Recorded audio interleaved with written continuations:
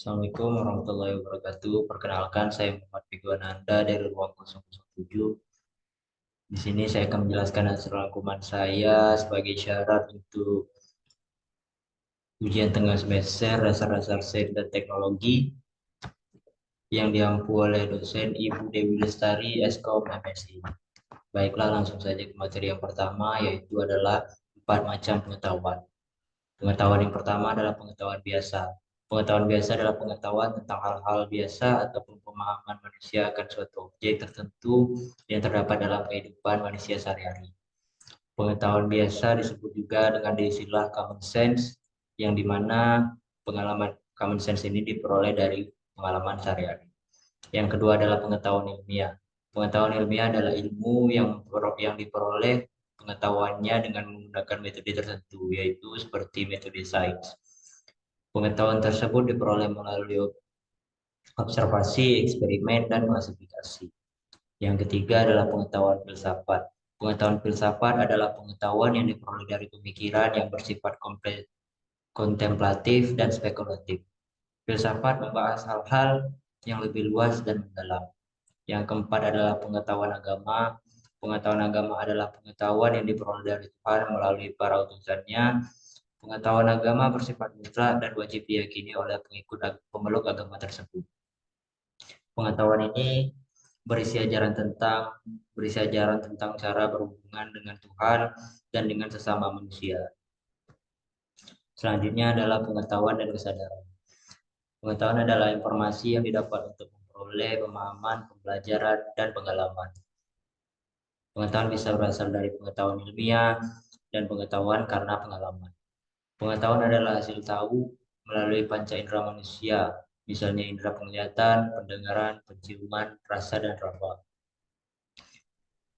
Pada umumnya, pengetahuan dibagi menjadi yang pertama adalah pengetahuan langsung. Pengetahuan langsung adalah pengetahuan yang hadir dalam jiwa manusia tanpa melalui proses penafsiran dan pemikiran. Yang kedua adalah pengetahuan tak langsung. Pengetahuan tak langsung adalah hasil dari pengaruh interferensi dan proses berpikir serta pengalaman-pengalaman yang lalu. Yang ketiga adalah pengetahuan indrawi. Pengetahuan indrawi adalah sesuatu yang dicapai dan diraih melalui indera-indera lahiriah. Yang keempat adalah pengetahuan konseptual. Pengetahuan konseptual adalah juga tidak pengetahuan konseptual tidak bisa terpisah dari pengetahuan indrawi. Pikiran manusia secara langsung tidak dapat membentuk suatu konsepsi-konsepsi tentang objek-objek dan alam eksternal. Yang kelima adalah pengetahuan partikular. Pengetahuan partikular berkaitan dengan suatu individu, objek-objek tertentu, atau realitas-realitas khusus. Misalnya ketika kita membicarakan satu kitab atau individu tertentu, maka hal ini berisi pengetahuan partikular itu sendiri. Yang keenam adalah pengetahuan universal. Pengetahuan universal adalah pengetahuan yang meliputi keseluruhan yang ada, seluruh hidup manusia, misalnya agama dan filsafat. Selanjutnya, adapun fungsi ilmu pengetahuan. Yang pertama adalah menjelaskan fenomena atau kejadian yang terjadi dan meramalkan atau memprediksi kejadian yang akan terjadi berdasarkan dengan ilmu yang telah diketahui sebelumnya. Yang terakhir, mengendalikan keadaan atau peristiwa yang akan atau sedang terjadi. Selanjutnya, kesadaran. Kesadaran adalah suatu tingkat kesiagaan individu pada saat ini terhadap stimulus internal dan eksternal, yaitu terhadap peristiwa-peristiwa lingkungan dan sensasi tubuh, memori, dan pikiran. Dalam pengertian ini tentu saja adalah kemampuan individu mengadakan hubungan dengan lingkungan serta diri sendiri dan mengadakan pembatasan diri terhadap lingkungan serta diri sendiri. Adapun jenis-jenis kesadaran, yang pertama adalah kesadaran pasif. Kesadaran pasif bisa diartikan sebagai bentuk kesadaran yang dilakukan makhluk hidup dalam menerima berbagai bentuk stimulus internal maupun eksternal. Yang kedua adalah kesadaran aktif. Kesadaran aktif adalah suatu bentuk kesadaran yang dialami oleh makhluk hidup dalam kehidupannya. yang mana ia selalu mencari, menelaah, dan menyeleksi pandangan yang ada. Yang kedua adalah fungsi kesadaran. Fungsi kesadaran yang pertama yaitu dapat digunakan dalam membuat keputusan sehingga seseorang dapat mengambil keputusan pergi atau tidak, bekerja atau tidak, melanjutkan atau tidak.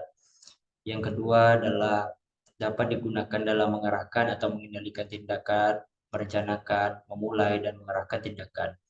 Misalnya dalam keadaan sadar, seseorang dapat melakukan kegiatan seperti membereskan ruangan, memberi obat, dan lain sebagainya.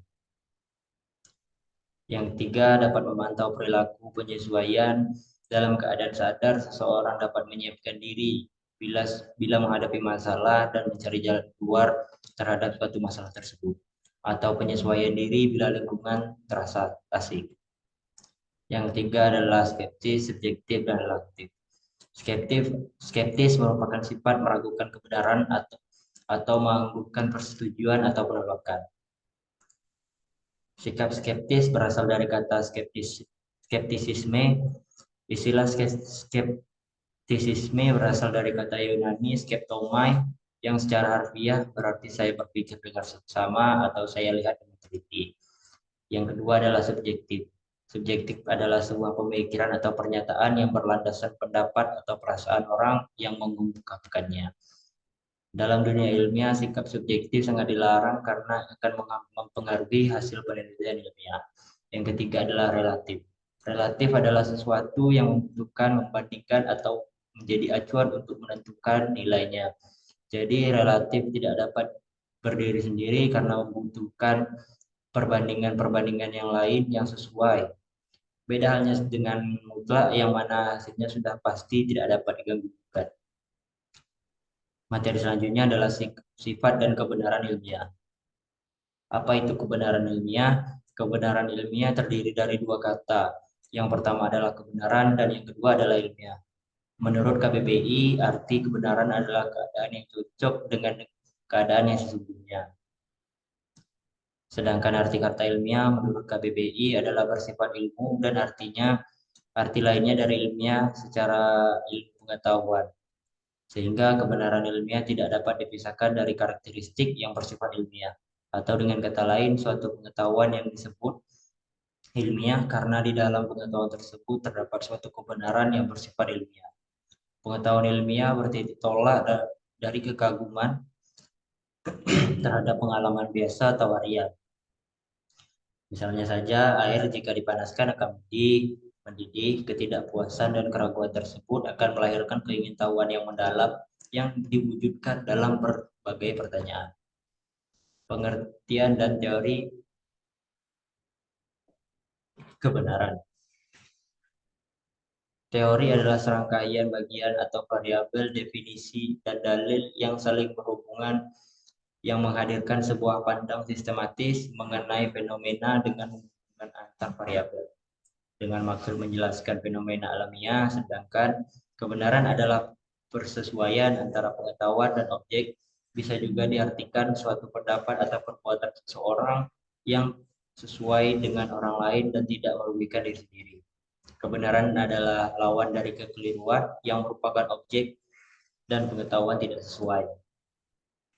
Teori-teori kebenaran adalah sebagai berikut. Yang pertama adalah teori koherensi atau konsistensi, teori korespondensi, teori pragmatis, teori performatif, teori konsensus, teori kebenaran sintaksis, teori kebenaran semantis, teori kebenaran non-deskripsi, teori kebenaran logika, agama, dan teori kebenaran.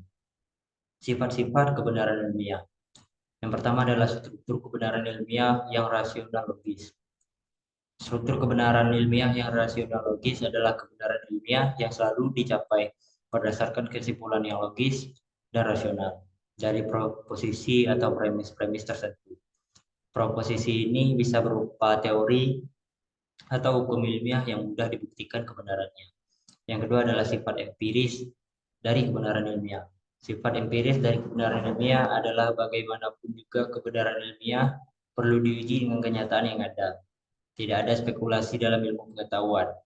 Spekulasi hanya ada sampai pada tahap tertentu. Spekulasi dapat dibayangkan real atau tidak atau tidak secara logis, namun perlu dicek kembali secara empiris.